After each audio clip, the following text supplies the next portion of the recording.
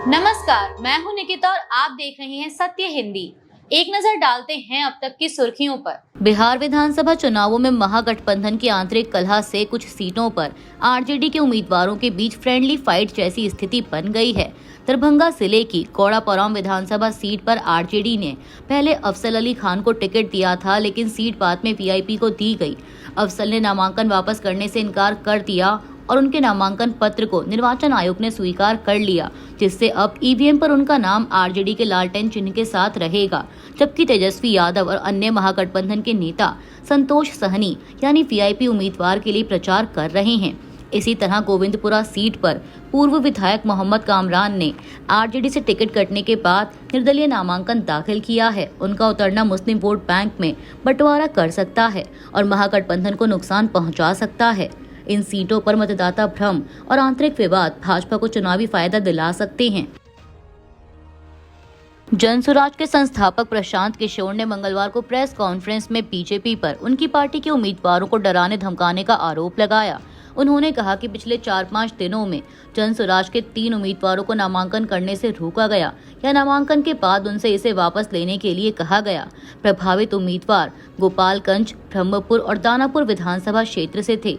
प्रशांत किशोर ने इस मामले में गृह मंत्री अमित शाह और केंद्रीय मंत्री धर्मेंद्र प्रधान का भी नाम लिया और कहा कि उनके उम्मीदवारों को डराया धमकाया गया।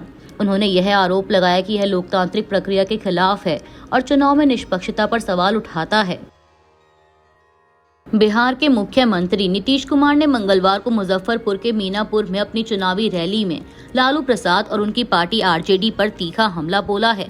उन्होंने कहा कि आरजेडी सत्ता में रहते हुए महिलाओं के लिए कुछ नहीं कर सकी और चारा घोटाले में आरोप पत्र आने के बाद राबड़ी देवी को मुख्यमंत्री बनाना पड़ा। नीतीश कुमार ने अपने शासनकाल में महिला सशक्तिकरण के प्रयासों का जिक्र किया, जैसे स्वयं सहायता समूहों का संगठन और मुख्यमंत्री महिला रोजगार योजना, जिसमें 1 करोड़ से अधिक लाभार्थियों के खाते में 10,000 दिए गए। उन्होंने पिछली सरकारों और अपने पुराने गठबंधनों की तुलना करते हुए कहा कि आरजेडी और उनके सहयोगी कोई काम के नहीं थे और एनडीए के साथ बने रहना उनके लिए बेहतर विकल्प है। नीतीश ने कानून व्यवस्था, शिक्षा, स्वास्थ्य और बुनियादी ढांचे में सुधार का दावा करते हुए कहा कि अब बिहार में हिंदू और मुस्लिम समुदायों के बीच विवाद कम हुए हैं और राज्य में सुरक्षा का माहौल बेहतर हुआ है। एआईएमआईएम अध्यक्ष असदुद्दीन ओवैसी ने घोषणा की है कि उनकी पार्टी जुबली हिल्स विधानसभा उपचुनाव में कांग्रेस उम्मीदवार नवीन यादव का समर्थन करेगी। यह उपचुनाव 11 नवंबर को होगा, जिसमें कांग्रेस के नवीन यादव, बीआरएस की मगंती सुनीता और भाजपा के लंकाला दीपक रेड्डी के बीच मुकाबला होगा। ओवैसी ने कहा कि उनका समर्थन इसलिए है क्योंकि नतीजों से मौजूदा सरकार पर कोई असर नहीं पड़ेगा और उन्होंने मतदाताओं से नवीन यादव को वोट देने का अनुरोध किया। हैदराबाद सीट पर यह उपचुनाव बीआरएस विधायक मगंती गोपीनाथ के निधन के बाद हो रहा है। वहीं बिहार में एआईएमआईएम को महागठबंधन के साथ गठबंधन नहीं मिल पाया। पार्टी अकेले चुनाव लड़ रही है और 25 उम्मीदवारों की लिस्ट जारी की है। कांग्रेस नेता उदित राज ने एआईएमआईएम पर निशाना साधते हुए कहा कि पार्टी भाजपा की मदद कर रही है। एआईएमआईएम ने सीमांचल क्षेत्र की 25 सीटों पर उम्मीदवार उतारे हैं, जहां मुस्लिम आबादी अधिक है, जबकि पिछली बार उन्होंने 19 सीटों पर चुनाव लड़ा था। दिल्ली सरकार में मंत्री मनजिंदर सिंह सिरसा ने आम आदमी पार्टी पर आरोप लगाया है कि वह पंजाब में किसानों को पराली जलाने के लिए मजबूर कर रही है। उन्होंने मंगलवार को प्रेस कॉन्फ्रेंस में पराली जलाने के कुछ वीडियो भी दिखाए और कहा कि आम आदमी पार्टी जानबूझकर किसानों से चेहरा ढककर पराली जलवाकर इसका असर दिल्ली पर डाल रही है। सिरसा ने कहा कि मुख्यमंत्री अरविंद केजरीवाल ने 10 साल पंजाब में रहते हुए किसानों के साथ अपशब्द बोले, लेकिन वर्तमान सरकार ने 7 महीनों में ही 27 साल पुरानी समस्या पर काम शुरू कर दिया, जिससे आम आदमी पार्टी को परेशानी हो रही है। दिवाली की अगली सुबह मंगलवार को दिल्ली एनसीआर में हवा की गुणवत्ता बहुत खराब रही। केंद्रीय प्रदूषण नियंत्रण बोर्ड यानी सीपीसीबी के मुताबिक कई इलाकों में एयर क्वालिटी इंडेक्स 300 से ऊपर दर्ज हुआ, जो बहुत खराब श्रेणी में आता है और स्वास्थ्य के लिए गंभीर खतरा पैदा करता है। महाराष्ट्र में विपक्षी दलों ने स्थानीय निकाय चुनावों से पहले वोटर लिस्ट में सुधार की मांग को लेकर 1 नवंबर को मुंबई में विरोध मार्च की घोषणा की है।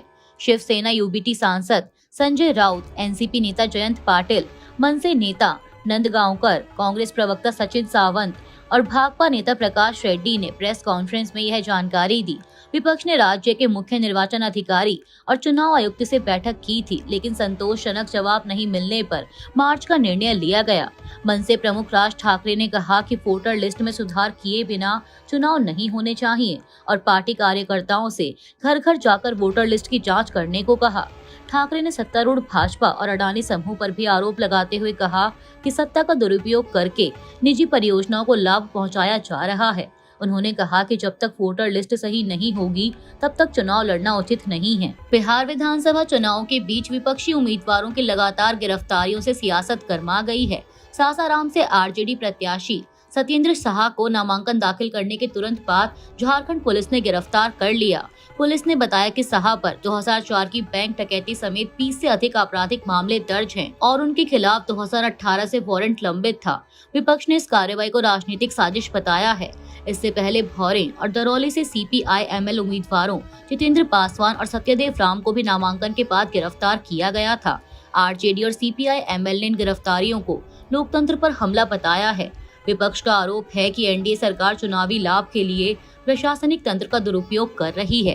विशेषज्ञों का मानना है कि अगर जनता ने इसे राजनीतिक बदले की कार्रवाई माना तो यह एनडीए के लिए नुकसानदायक साबित हो सकता है। बिहार विधानसभा चुनाव से पहले महागठबंधन में सीटों को लेकर घमासान तेज हो गया है। आरजेडी, कांग्रेस और वाम दलों के बीच तालमेल न बन पाने से 11 सीटों पर सीधा मुकाबला होने की संभावना है। आरजेडी की 143 उम्मीदवारों की लिस्ट जारी होने के बाद साफ हुआ कि 6 सीटों वैशाली, सिकंदरा, कहलगांव, सुल्तानगंज, नरकटियागंज और वारसलीगंज पर कांग्रेस ने भी उम्मीदवार उतारे हैं। वहीं सीपीआई और कांग्रेस 4 सीटों पर एक दूसरे के खिलाफ हैं, जबकि चैनपुर में आरजेडी और वीआईपी आमने सामने हैं। सीट बंटवारे पर अब तक सहमति नहीं बन सकी है। विश्लेषकों का मानना है कि इस टकराव से विपक्षी वोट बंट सकते हैं, जिसका फायदा एनडीए को मिल सकता है। चिराग पासवान ने विपक्ष पर तंज कसते हुए कहा कि महागठबंधन ने एनडीए को आसान जीत का मौका दे दिया है। अगर यह मतभेद जल्द नहीं सुलझे तो महागठबंधन की एकता और चुनावी संभावनाएं दोनों प्रभावित हो सकती हैं। झारखंड मुक्ति मोर्चा यानी जेएमएम ने घोषणा की है कि पार्टी इस बार बिहार विधानसभा चुनाव नहीं लड़ेगी। जेएमएम ने कांग्रेस और आरजेडी पर गठबंधन धर्म निभाने में नाकाम रहने का आरोप लगाया। पार्टी नेता सुदीप कुमार सोनू ने गिरिडीह में प्रेस कॉन्फ्रेंस कर कहा कि बिहार में महागठबंधन के सहयोगी दलों ने जेएमएम को सीट बंटवारे में शामिल नहीं किया, इसलिए यह निर्णय लिया गया। सोनू ने याद दिलाया कि जेएमएम ने पहले चुनावों में सहयोगियों को मदद दी थी और सीटें समायोजित की थी, लेकिन इस बार उन्हें अपमान और गंभीर राजनीतिक दुर्व्यवहार का सामना करना पड़ा। उन्होंने कहा कि पार्टी बिहार में प्रचार अभियान या राजनीतिक कार्यक्रमों में हिस्सा नहीं लेगी और भविष्य में सहयोगियों के साथ संबंधों की समीक्षा करेगी। जेएमएम ने चेतावनी दी कि यह विश्वासघात झारखंड में राजनीतिक परिणाम देगा और आदिवासी वोटर इससे नहीं भूलेंगे। अमेरिका में भारतीय प्रोफेशनल्स और छात्रों के लिए बड़ी राहत की खबर आई है। ट्रंप प्रशासन ने साफ किया है कि हाल ही में लागू की गई $1 लाख यानी करीब 90 लाख रुपए की नई H-1B वीजा फीस मौजूदा वीजा धारकों या अंतर्राष्ट्रीय छात्रों पर लागू नहीं होगी। US citizenship and immigration services ने बताया कि यह फीस केवल नए आवेदनों पर लागू होगी, जबकि पहले से वैध H-1B, F-1 और L-1 वीजा धारक इससे मुक्त रहेंगे। अमेरिका में करीब 3 लाख भारतीय H-1B वीजा पर काम कर रहे हैं, जो आईटी और सर्विस इंडस्ट्री की रीढ़ है। यह फैसला भारतीय श्रमिकों और कंपनियों के लिए एक बड़ी राहत माना जा रहा है। पहले ट्रंप प्रशासन की 90 लाख रुपए वार्षिक फीस की घोषणा से भारी चिंता थी। विशेषज्ञों ने चेताया था कि इतनी फीस से कई कंपनियां प्रभावित होंगी। अब नई स्पष्टता से भारतीयों की बड़ी मुश्किल दूर हो गई है। भारत के लोकपाल द्वारा 7 लग्जरी BMW 330 Li कारें खरीदने के लिए जारी निविदा पर विवाद खड़ा हो गया है।